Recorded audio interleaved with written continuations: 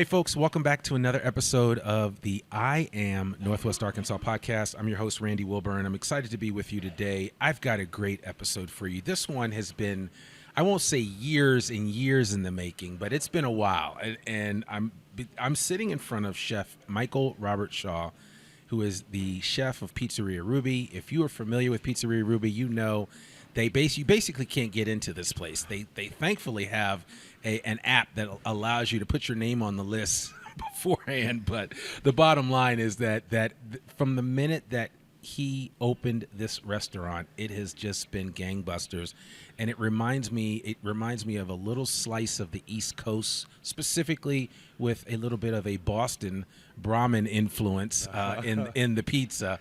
But Chef Michael Robertshaw, it is great to have you on the podcast. Thank you so much. I'm glad to be here, Randy. It's good to see you, man. Absolutely. Yeah. And a shout out to Meredith for putting this together, for making that happen. Meredith is Chef Robertshaw's wife, and just you probably have seen her when you've walked into the restaurant. My special lady friend. Yeah, yes, exactly. Yeah. So we all have, behind every great man is a lot of times there's a great woman there. Yeah, and so yes, a great woman keeping us in line. Exactly. So, but listen, I wanted to just kind of have you share with our audience a little bit about your origin story, right? And you can go back. I mean, for just kind of orient people that how you got here to Northwest Arkansas, and just talk about specifically about your New England influence. Oh, there's so much New England influence. Well, I grew up in the Northeast.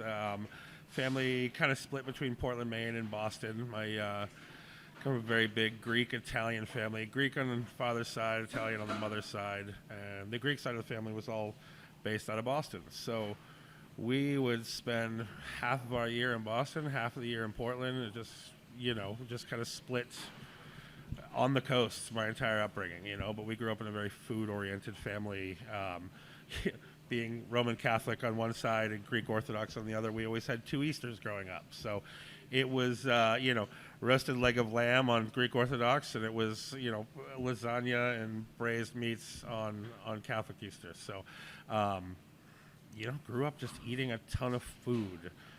Very, very food-based family. My great-grandfather on the Greek side actually owned and operated one of the first bakeries in Boston, and I think retired somewhere in the 40s or 50s. Okay. Immigrated from Greece, from Thessalonica, and ended up having about 85 delivery vehicles and supplied all the naval yards and stuff with their breads in World War II.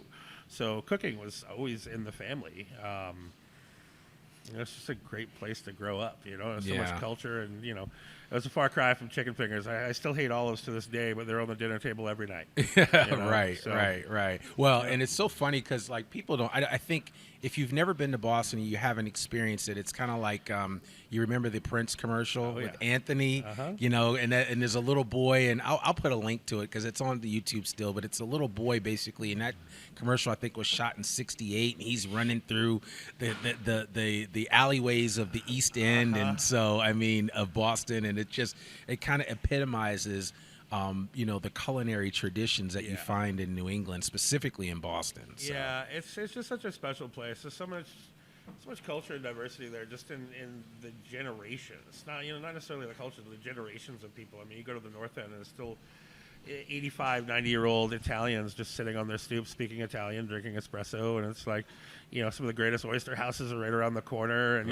you're a short walk to Causeway Street in the garden, and it's just amazing. Yeah, it is, and it certainly isn't. Well, I wish I could do a commercial for Boston, but the point of what I want people to understand here in Northwest Arkansas is that there is an origination point for the influence of Pizzeria Ruby. Yes, and you and I were talking about Armando's, which I think at one point in time was even labeled one of the top 100 pizza restaurants in the country. It's based in Cambridge, Mass, and there are several. I mean, Santarpio's. You go down the list of just the best Pizzeria Regina. Yeah. The list of great pizza places. It goes on and on. It does. Yeah. It does. So those were your influences. Yeah. What when you decided to, what brought you here to Northwest Arkansas? Oh, my special lady friend. My wife grew up in the area, about an hour away from here in southeast Kansas. I was actually living in Seattle at the time, and she had found a job down here her brothers moved down here, and her nephew and niece all moved down here. She wanted to be closer to them, and she was kind of in between jobs and found a good one in this area. And she's like, I'm going to go to Arkansas. Do you want to come? And I was like, absolutely not. I don't even know where that place is. Right. But then she wrote me in, a couple years went by, we did a long distance thing. And, I was always kind of like sporadically looking for jobs down here and just seeing what's available, and actually responded to a Craigslist ad for a farm to table restaurant. I was like, hey, there might be a job down there. And ended up, speaking with a gentleman who offered me to come down and do a tasting, and I had no idea who I was coming to meet. And it turned out I was here to meet Tom and Stu Walton. Wow. Ended up being one of the first chefs for Rope Swing Group, and opened a bunch of their restaurants in Bentonville. Okay. Press Room specifically was the first one that I designed and implemented for Rope Swing. So, wow. Okay. It was a little weird. Yeah, I did not know that arc of your story. No. So interesting. Isn't it funny though? That story doesn't surprise me. I've heard iterations of that from other people that have had an experience like that, where people think, oh, well, these people have so much money. They have other people that handle that stuff. Sure. And it's like, no, they're actually in the midst of it, actually making things happen. They really did, and I had a good time with them. They offered me the job, and, I got to spend time with them, and, we traveled together and ate food, and, really tried to do something special. I think what they're trying to do is really admirable. It's their hometown, trying to make good, trying to, I wouldn't say upgrade, but just bring some more options to the area. You know what I mean? I think what they're doing in Bentonville is amazing. I think, we're finally starting to see the population density around here. And I think it's really, maybe places could start staying open past 8 o'clock, it's my hope anyway, but no, it's really admirable what they're doing, for sure. Yeah, no, I mean, I would call it, some of it is culinary diversification, right? If you think about it, right? Because you can't eat fried chicken all the time. No. I mean, you can't, and it's not a knock on. I mean, not that I don't want to eat fried chicken all the time. My doctor doesn't want me to eat fried chicken all the time. Yeah. Exactly. So, and every now and then a vegetable or a fruit does bode well. So it is good. So tell me, through your time at Rope Swing, at what point in time did you say, I want to open up a place for myself? So it was actually a tragic point in my life. My mom passed away back in 2017. Okay. And she was in hospice for a couple weeks, and I was a mama's boy, well, Italian boy, didn't really know my real father, so it was always mom and food and kitchen. Yep. So just at that moment in life, I just kind of realized that I really wanted to. I mean, her and I had always talked about doing like a diner or an Italian restaurant together. You know what I mean? Sure. So for me, it was kind of like watching her pass was just like, all right, it's time. We need to do this for me and see if we can do it. And, I just love the food, man. I just, my mom was one of those people that you took your hat off at the dinner table. You didn't put your elbows on the table, and you didn't eat until everybody sat, kind of thing. So it was always just about taking a moment and just opening your room to strangers. My mother was the kind of guy, like she was the kind of woman who would tell me to kick my friends out of the house, but before they could leave, she wanted to make sure they were fed. Right. Yeah. Like, they can't stay here, but wait, Michael, have they eaten? Little did I realize it was more about Catholic guilt and saving face than anything. Sure.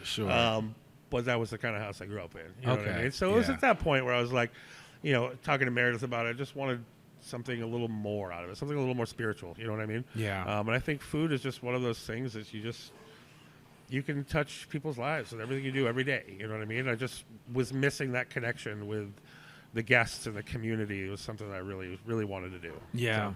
So and given your experience with Rope Swing, how did you land upon Johnson to open up this place? That's a fair question. We had a couple businesses before COVID. So I left Rope Swing in 2017, and my wife and I opened a food truck called Persephone on Wheels. Okay. And we did Mediterranean. Okay. We were doing gyros and falafels, and it was good. I had a great following. It just wasn't super sustainable. Food trucks in Arkansas are tough. They're hot. And then we opened another food truck because we're gluttons for punishment, and I'm not the brightest of individuals. So we decided to do a second food truck called 3 cents an acre, which was our Creole concept, which I'm familiar with. Just the French influence, being classically trained, really, really enjoy type of cuisine. I thought it really resonated with the area here. Yeah. We also opened Moonbrook in Rogers at the same time, and I was running their kitchen for my friend Kyle Reedy. What would we say? Were there a little over a year and a half, something like that, probably. And then COVID, like we shut it down for the winter season in 2019. Just it was getting cold, January, and then COVID hit. Yeah. And then we couldn't open. March happened. We were like, do we reopen? We didn't know what was happening. There was a mandatory shutdown. It was just like, well, hell, we're sitting on all this inventory and these assets. Like, what do we do? But we took care of our people and took some PPP money and, paid everybody out, tried to do what we could. That was a tough time for a lot of restaurants. It was brutal. Yeah. It was brutal. I watched, friends everywhere just get decimated by it. It was just, I actually helped a friend of mine here, as did my wife, Raphael, and the Rios family at Yayo's. Yeah. Rafa's a dear friend of mine. We jumped in and tried to help them keep going. We were kind of on hiatus at that point. Yeah. So we just jumped in, helped them do some curbside stuff, and Meredith really helped with their marketing. I just tried to help keep them going. Yeah. You know what I mean? Because they're just such a special family and so great here. So. It was the pivot to stay alive. And I want to personally thank you for helping Chef Raphael. Absolutely. Because I did not know that backstory about that, because he and I have talked a lot. And I'm working on getting him on the podcast. Yeah. But I mean, there are some. I have actually. It's funny and of course, you look at me, you can tell I like to eat. But I have made no shortage of friends that are chefs. Yeah. So I also think about, and I go back to some of the conversations I had with Matt Cooper, with Jeremy Gothrop. And I remember talking specifically to Jeremy. I called him the day that I heard that everything was being shut down. I'm like, man, what are you going to do? Yeah. How can I help you? And it was a scary time. Yeah. For a lot of restaurants, it was a scary time. Yeah, it was. I think it was the uncertainty. You know what I mean? It was just like not knowing what the hell we're going to do. It's like, I mean, how do you reopen a food truck when you got to stay 6 feet away from each other? Yeah. You know what I mean? It's impossible. I mean, it's just, you're going to spread it. I mean, just nobody knew how to control it. So it was like, we were actually negotiating. We started conversations about the lease here in Johnson in January of 2020. Right. And then this all went down. We're like, we're going to put this on the back burner for now. Yeah. And I think we picked the conversation back up around June. And then we actually signed the lease in July of 2020, which was scary and crazy. And then, but we ended up selling the trucks. So we got out of the food truck business, and we just wanted to focus on doing. For me, the biggest sell point was not expecting what we had, but it was, okay, if there is a government shutdown, we can still sell pizza. Yeah, absolutely. Like, I can still do what I've trained my entire life to do. Right. I'm not going to change careers at this point, so how do we pivot, right? So we just focused on Pizzeria Ruby. We decided to started construction in October of 2020, and then Meredith and I left for about a 2-month cross-country journey in September. So we were actually gone when they started construction on this place. It's probably till right after Halloween we got back, but we went to the Northeast.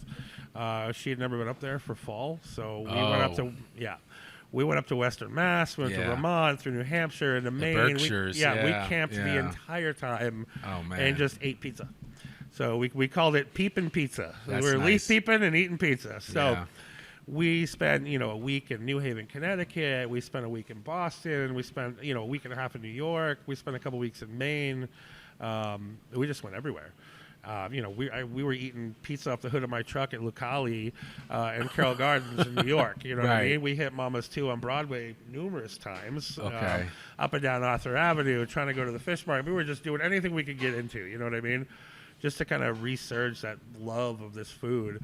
And then I got back end of October, and I started making pizza in my house every single day.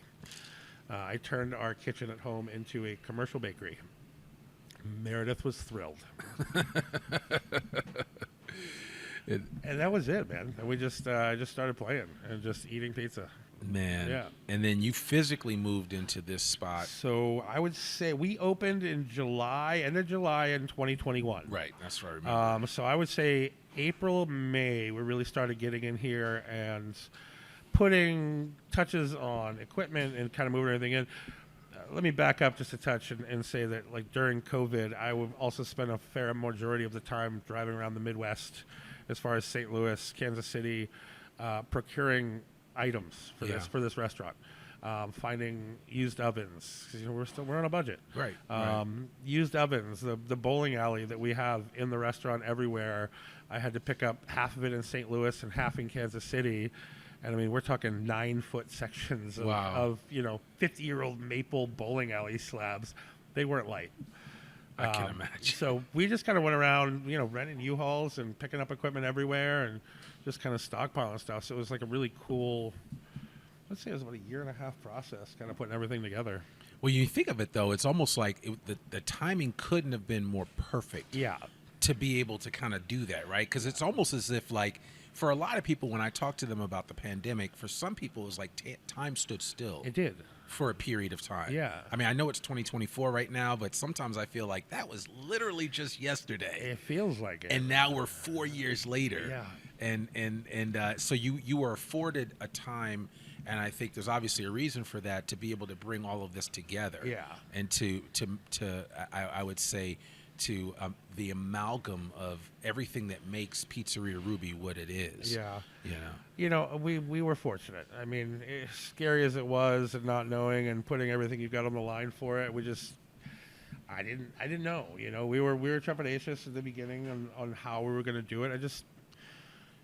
I love Arkansas. Like, I love where we are. I love our home. I love this area. I think it affords us to be able to do, things that we never would have been able to do living in Boston or Seattle. Sure.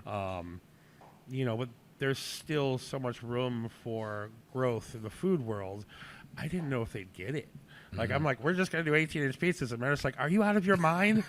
Like, we have to do something smaller. And, I tried for one day. Right. For one day when we first opened, we had 12-inch pizzas on the menu. And at the end of the day, I was like, nope, that shit's coming off right now. It was just an absolute pain in the ass. Excuse my language. But I was like, we're just going to stick with the 18-inch pizzas. And it worked. Yeah. I don't know if it's my stubbornness and my inability to sacrifice quality, but I don't know what it is. It's a beautiful amalgamation of things that work.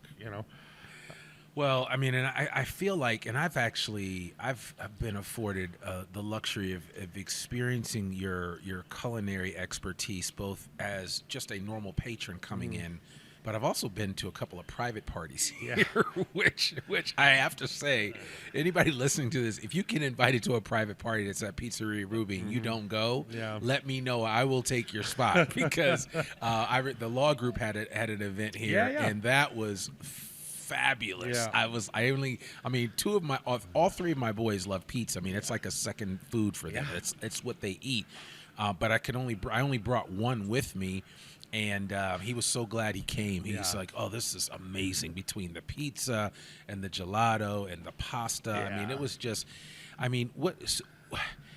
talk about how you have kind of manipulated this menu in such a way where you not only feel like you're coming to a pizza place, but you're really coming to a restaurant. It's, it's really been kind of organic the way it's come together. You know what I mean? I think part of it is through selfish ways. It's kind of what I want, what I envision. But, for me, it's been a transitional period to just kind of listen and see what works. I mean, when we decided to open this, I told Meredith, if we do open a restaurant, I want to unapologetically be us. Yeah. Like, I won't apologize for not doing it. I don't want to be that arrogant ass who, like, no, you can't have salt and pepper. Take all the salt and pepper you want. I don't give a shit. You know what I mean? Yeah. You want my recipes? Take them. I don't care. Like, it doesn't matter to me. You know what I mean? All I wanted was just to be something for everyone. You know what I mean? I think that's kind of our approach to this, is to have different avenues on what you can be. You can be the pizza place. You come in with your kids. You get a half cheese, half roni. Everybody leaves happy. You know what I mean? There's gelato, but there's also handmade pastas, and there's thoughtful seasonal, small plates, and we try to do specials, and we just try to make it special for everybody, and just really create an atmosphere just a warming, comfortable, welcoming atmosphere. You know what I mean? That's kind of where we want to be. And the also thing I like is that you have several offerings that provide like family style eating. Yes. So like you can all just sit down at a table, and I mean these these beautiful red checkerboard patterned tablecloths really remind you of being at somebody's home where it's like, hey, we're all just just pass the bowl of pasta or pass the bowl of Caesar salad. Yeah. So And we try to do some more family style stuff. For me, like the epitome of Italian or a pizza shop is that communal dining. You know what I mean? And it's just still, people don't really go for it or don't really understand it yet. You know what I mean? Putting strangers next to strangers at a table. I mean, to me, that's the best time. Like, yeah, absolutely. We fell in love with a place in Cambridge called Pammy's. My buddy Pammy and Chris's place. It's right on Mass Ave in Cambridge, and they have one of the coolest communal tables. And the first night we went there, we just sat and just talked to everybody. We've become really good friends with them. And the restaurant's fantastic, but outside of that, not a lot of people are like, "Oh yeah, sit me at the table with the strange people." Exactly. But to me, that's like the best part of it, right? It's just like, pass me the bowl of pasta and just, you're rubbing elbows and just having conversations. Well, and I think that kind of lends itself to Northwest Arkansas Sure. because I think, in the way that you embodied that support for Chef Raphael during the pandemic, I see a lot of that theme, that recurring theme of people looking to help other people. Yeah. Right. And, it can be, well, I'm just going to put it politely. Boston can be tough. If you don't like, to say the least. Yeah, to say the least. I grew up in the Northeast, so I knew what I was getting into when I moved to Boston, and I quickly acclimated, and I made it home. But if you're, for the uninitiated, it's not as forgiving. No. Northwest Arkansas is extremely forgiving. As a matter of fact, people are like, "Hey, we'll leave the light on for you. Just come on in." So, and that was kind of my initial draw down here too. It's like how friendly everybody was. You know what I mean? I mean, I grew up in the Northeast where it was, you call it the elephant in the room no matter where you are. You know what I mean? Yeah. Oh, you have a problem with your brother? Fight it. You guys just figure it out. It's like, all right. And then I go to the Pacific Northwest and it's like, it's the complete opposite. Yeah. It's the kind of place where you hold the door for somebody and they don't even say thank you. They don't really make eye contact. So it was really hard for me being a, type A Northeast boy. Yeah. Then I come down here, like the first person we saw was like, I was looking under the hood of the truck or something, and some guy came right over and was like, "Hey man, do you need any help?" I was like, "Where the hell am I? Like what just happened? Like these people still exist? Right, this is amazing." Right. Yeah, no. But kind of like the whole premise behind this, I mean, anybody that's been here, yes, it's a long wait. Yes, it's super loud. A lot of times people ask to turn down the music, and I'll say yes. We won't do it. Right. But to me, it's that big bustling room where, I mean, there's been times when I've turned the music down and yelled across the whole dining room and just like get everybody involved. Right. I mean, it's just like I want people to feel like they're coming into our home. Sure. You know what I mean? Sure. That's why we did the big open kitchen. Oh, That's why nothing is hiding. That's why we want, it unfortunately it puts people with gluten intolerance or mainly celiac at kind of a disadvantage. It just can't come in. Yeah. There's flour absolutely everywhere, and it's not because we don't want to be accommodating. We'll try. It's just we can't. It's hard. We can't make any promises. It's right? hard. Yeah. So we try to be able to accommodate as much as we can and really create that familial experience. You know what I mean? Yeah, and I love that too. And I know I had gone gluten-free for a while. It was a wild period of my life, and then I went back, and it wasn't for any health reasons, because like I know people, like even Chef Matt Cooper is gluten sensitive. He suffered here the first couple months we were open, helping me out.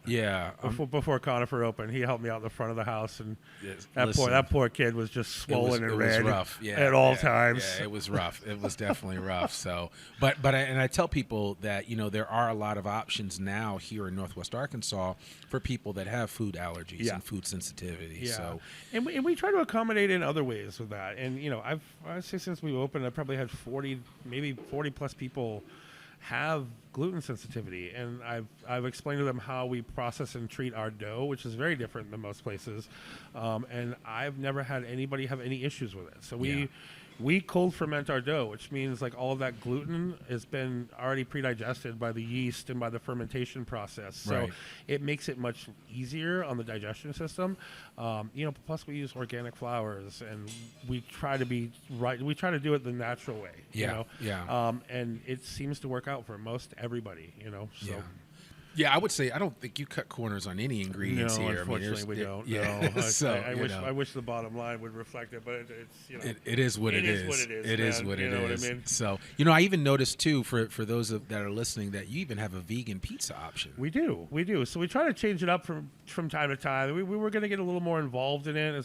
I love vegan food. Yeah. My wife cooks. She's one of the best vegan cooks I've ever known. Sure.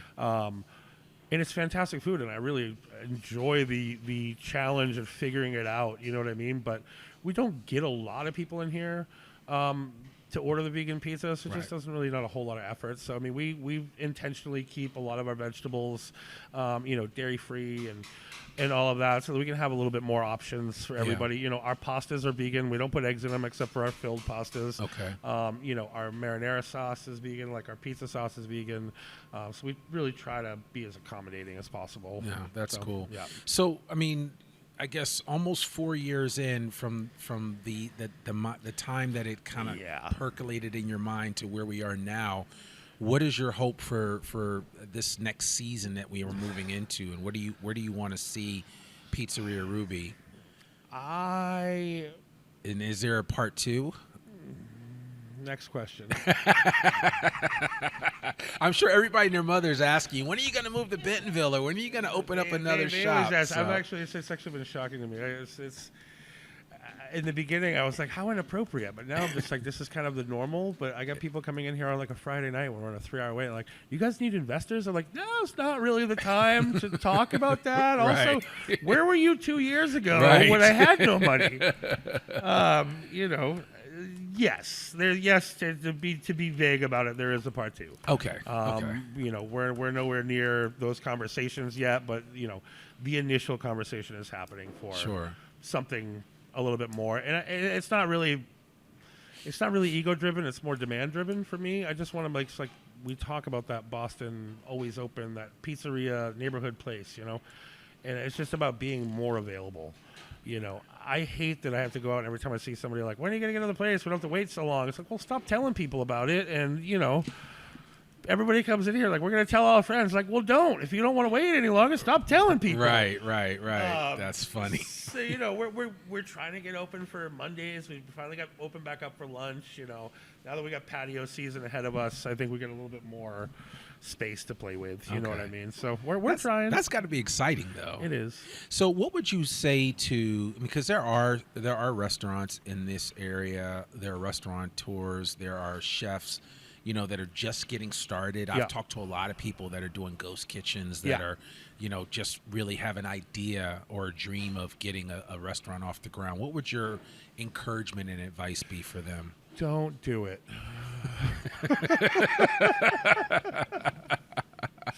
Okay, let's say they already have invested. They've already jumped in and they're spending the money. We have a support group on Tuesdays at 9 p.m., guys. I would say be steadfast. Don't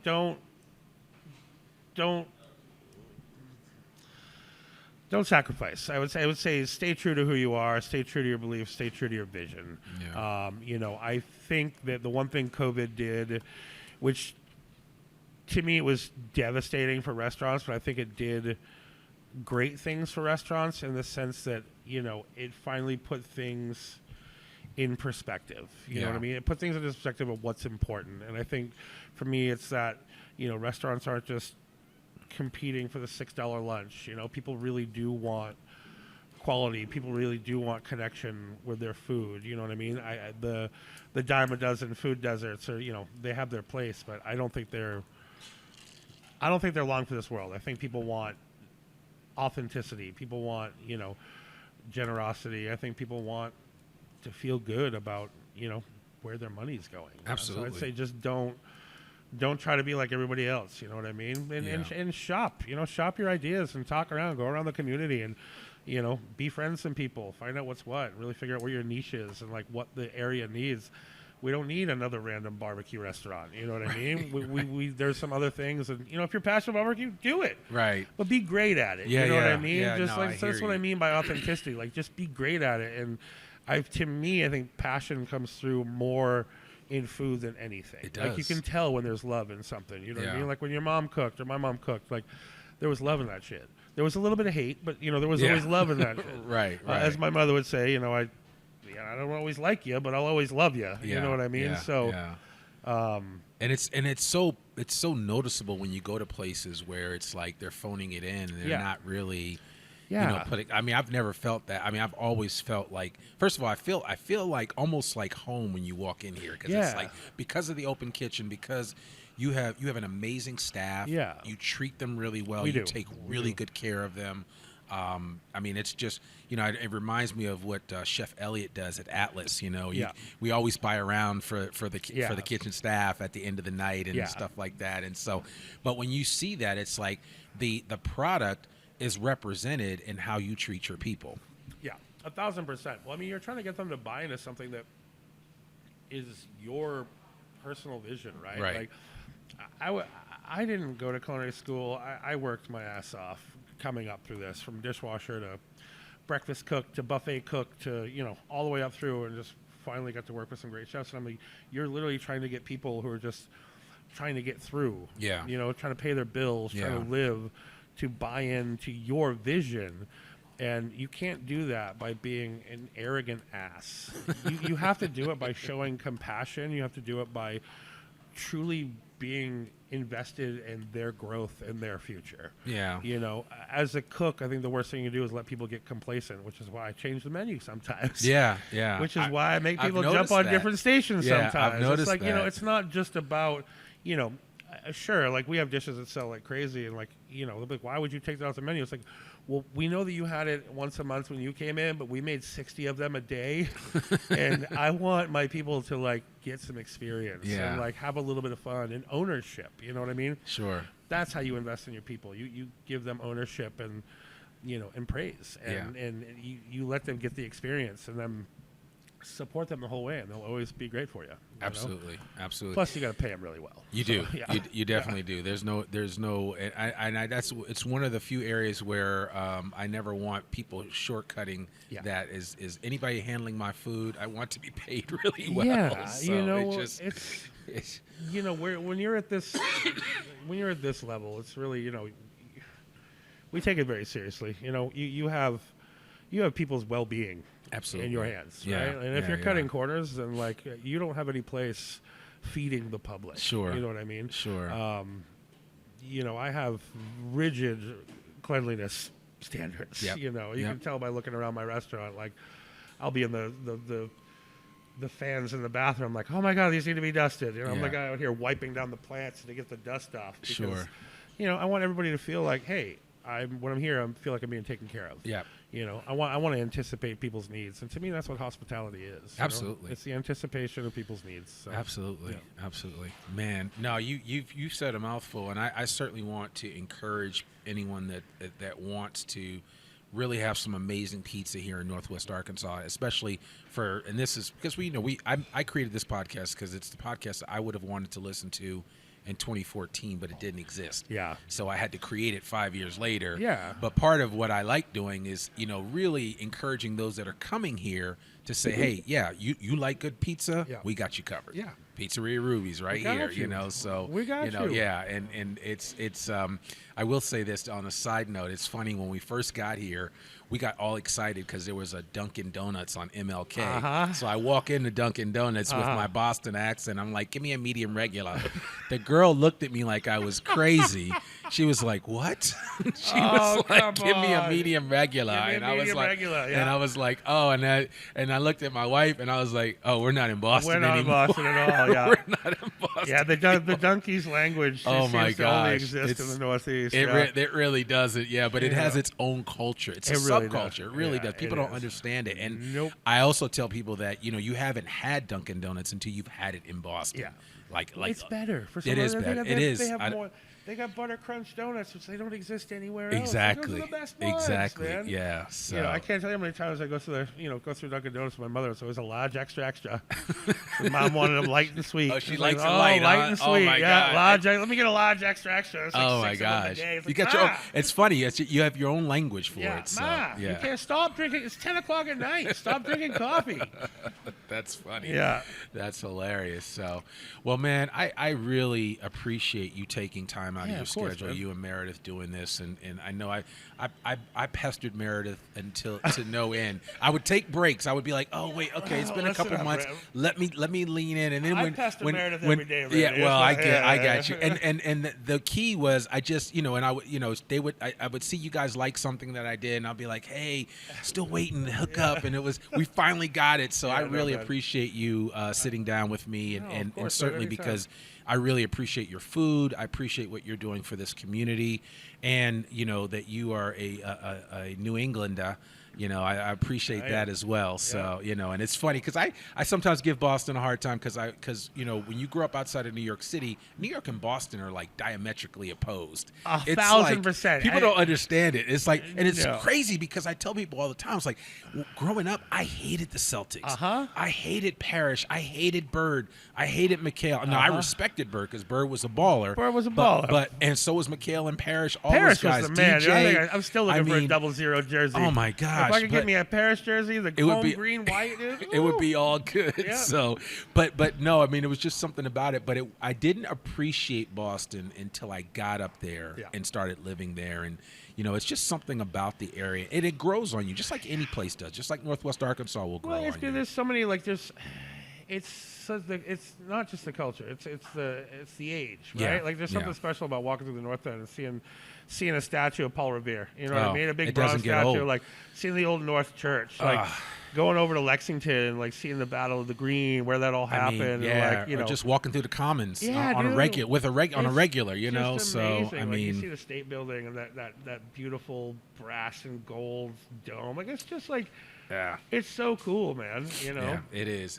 So I always let my boys. I need to get them some T-shirts that say OFD on them. Originally from Dorchester, but I will work on that. Yeah, They are certainly my Boston born and bred. And they Nice. never let me forget that. So It's a good place to be from. It is. We'll spread the message. We'll keep Yep. doing it. Yeah. Yep. And I appreciate you exporting some of that cuisine here to Northwest Absolutely, man. It's Arkansas. my So, pleasure. well, we appreciate it. So, tell us real quickly the hours here are. So right now we are Tuesday through Sunday. Yep. We open at 11 o'clock every one of those days. During the week, Tuesday, Wednesday, Thursday, we are open until 10 p.m. And then Friday, Saturday, we're open till 11. Okay. So 11 on Friday and Saturday. And then Sunday, we close at 9 p.m. Okay. So open at 11 every day except Monday. It's the only day that we have the prep. Yeah. So- Now, and you guys are doing half-baked pizzas to go? So yeah, we always have been able to do it. People request it all the time. We just Okay. kind of did it for the Super Bowl things. Normally we're pretty dead during the Super Bowl, so I Yep. just wanted people to know they could get their pizza, and it was crazy. Like we sold 100 pizzas in like 3 hours. Can you special order some half-baked? Yeah. Okay. Yeah, you all can right. just, So, if anybody can call the restaurant and just request a half-cooked, uncut pizza, and we'll make sure they have directions on how to reheat it at home. I mean, I had a couple of people pick them up and said it was just as good as, Oh, yeah. if not Oh, better absolutely. than when I got it at the restaurant. absolutely. And people So, don't seem to realize pizza, actually, twice cooked pizza is better than anything. I mean, Anything. it really gets that nice crisp. it and, does. It's something that we really enjoy doing. It's, if it's another way for people to have access to getting the pizza, then great. Yeah. Yeah. No, absolutely. Well, I certainly want to encourage them. And Yeah. and what is the phone number here? So the phone number is 479-435-9494. Yeah, and then just a little hint for everybody listening. Now that you have that system set up, if you go on and you Google Pizzeria Ruby, there's an option there that they say you want to add. Do you want your name to be added to the wait list? And I would highly recommend that you do that. And, and of course that resets every day, I'm assuming. Every day, yeah. Every It's day. actually a pretty fantastic system. It links right into our POS system. And you can actually go on there right directly from our website or right directly from Google and just, you can see what's on the wait list. It doesn't really give you a time; it just shows you how many parties are ahead of you. Sure. And, we can't control how long people take to eat. So I know. We get into some disagreements with people from time to time. It's Right. like I can't tell them to leave. But it's like but it gives you an idea of how many Yeah. people are ahead of you. And I think right now. You can wait at home, and you get a text, I think, 10 or 15 minutes before your table's ready or something like that. Yeah. We've had people waiting 3.5 hours, and 95% of our reservations are coming through because they're just, There you we'll go. just put our name on the list Yep. and chill at home for a while, and when Yeah. they text us, we'll head down. I used it not too long ago, and it was the greatest thing Yeah. ever. So, Yeah, so highly recommend everybody And use we got some things coming up for the summertime that we're trying to make outside a little more accommodating. Okay. We put our water stations out there. We're working on putting a bar out on the patio so people can have cocktails while they're waiting. Sure. We're trying to make it as as fun as possible. Yeah, and it's one of the few bars, I might add, that you can get Peroni. Uh-huh. One of the few bars. Some really great aperitifs. Yeah. Some really great cocktails, and of course the gelato's out of this world. And we so. just got our espresso program dialed in. So Okay. we have a fancy new Italian espresso machine. We'll be using Onyx Coffee. I worked with their people over there, my buddy Bear. Shout out to Bear. There's the guy that's tattooed on my neck. Yeah. I saw that. That's Okay, Bear, yeah. that's Bear. People Okay. ask if it's me. No, it's Bear. No, it's Bear from Onyx. Yeah. That's funny. We catered their holiday party, and Okay. they had a tattoo artist on staff, and I may or may not have had too many holiday cocktails. Listen, and that's an example of me. Andrea and John are amazing, They're great. and and their story's incredible. I mean, I've had John on the podcast twice, and Yeah. he's just, what they've done, and he actually gave me a whole education on coffee. Yeah, they're amazing. And They're how much actually- they care about coffee and the people that actually pick the coffee. And that's what I'm talking about. Like it's that don't waver, right? Yeah. Stay passionate about what you do, and they are the epitome of passion when it comes to their product. This is the second restaurant I've opened next to Onyx. Yeah. We opened the first press room. Yeah. They kept me caffeinated. Now they're keeping me caffeinated again. Exactly. but Maybe yeah, I no, should have we're gonna- taken you up on that espresso. So know, right? it's all good. But no, we'll have that program up and running. We're working on another ice cream machine, so we got all kinds of things in the works. So we're trying. We just got a new pizza oven to be able to cook faster. So Okay. all kinds of stuff going on. I'm excited. Yeah, I'm man. excited. Well, Chef Michael Robertshaw, Pizzeria Ruby, I just want to thank you again for this. And Meredith, thank you so much for making this happen. And I appreciate both of you guys and everything that you guys represent is why I think Northwest Arkansas is such a special place. So, I agree. So I agree. thank Thanks you for very having us much. on, Randy. Appreciate it, man. Absolutely. It's great to see you, as Absolutely. always. Great to see you. Yeah, absolutely. Well, there you have it, folks. Another episode of the I Am Northwest Arkansas podcast. To learn more about us, visit us at iamnorthwestarkansas.com to see the transcript or the show notes for this particular episode with Chef Michael Robertshaw and Pizzeria Ruby. You can catch it on our website at iamnorthwestarkansas.com. Remember, our show comes out every Monday, rain or shine. I'm your host, Randy Wilburn, and we will see you back here next week for another new episode of the I Am Northwest Arkansas podcast. Peace.